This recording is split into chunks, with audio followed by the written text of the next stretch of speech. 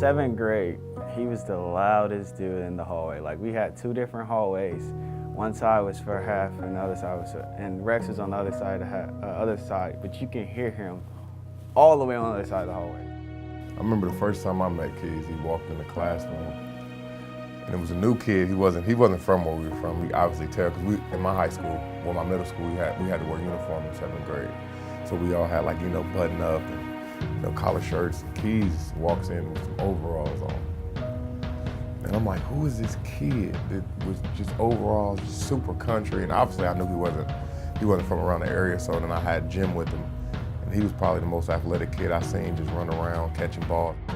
Since those early days in Indianapolis, seniors Rex Mosley and Jaquan Keys' rapport is at a level few can reach, despite different paths to Terre Haute. We used to get in trouble a lot together, so I knew then, like, we were probably gonna be friends for a long time.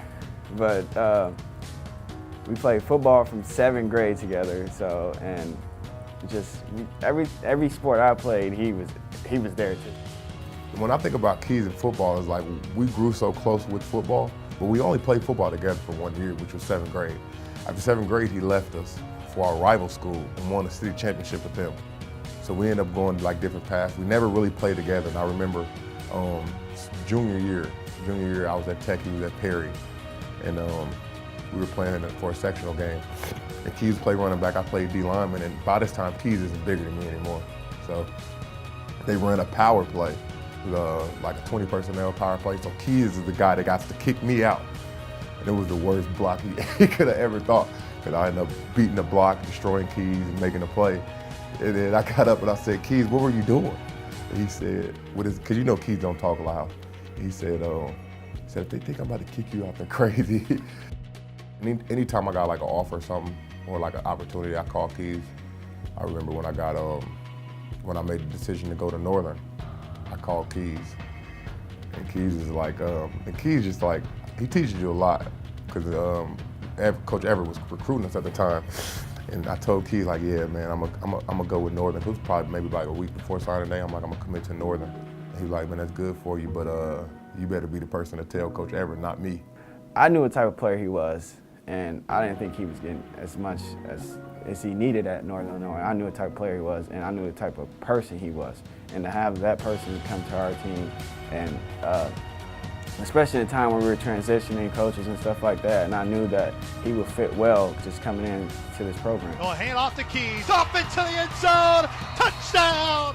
Only 1 year of playing football together prior to this senior season here in Terre Haute, one which Jaquan Keys stormed out as the leading rusher in the Missouri Valley Football Conference through 7 games before finding out news which shook the program.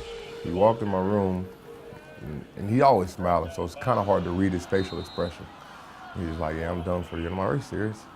And I think, and honestly, I felt like it hurt me more than it hurt him, just because, later on he told me, like, man, I put everything I had, I did everything I could. But the whole time when I'm thinking, like, man, it's just so much more to be done. And I was like, man, you're so close to breaking school record and being in the record books for the rest of your life. So it kind of hurt me just because I know what football means to him. Rex was more emotional than I was, to be honest. He used to just text me, like, just random, like, you okay, man? You know what I mean, throughout the weeks.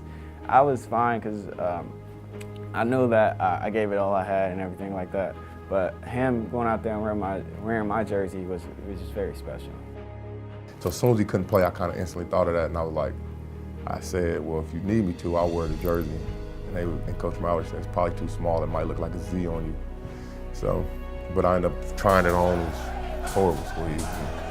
Got in. So it meant a lot just to know that I was representing him, and I played probably one of my best games of the year, made a couple big stops, and got back home, and Keys said, I might have been a good luck charm. So. Since Keys' absence, Indiana State is 4-0 and a chance at a playoff berth Saturday at Western Illinois.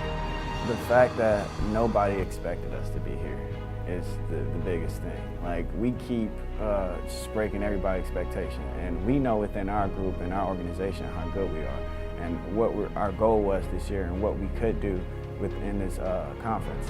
And for us to succeed and do what we said we're going to do, like win games and shock the conference and get a playoff bid, it's not shocking to us, but it's shocking to everybody else. If the season continues for Indiana State, who knows? Maybe you'll see a certain Sycamore return. But no matter what, the affection between Rex and Keys can only be sustained through smiles, laughs, tears, frustrations, and unknowns by being all in together. We played against one of the best back in Illinois State.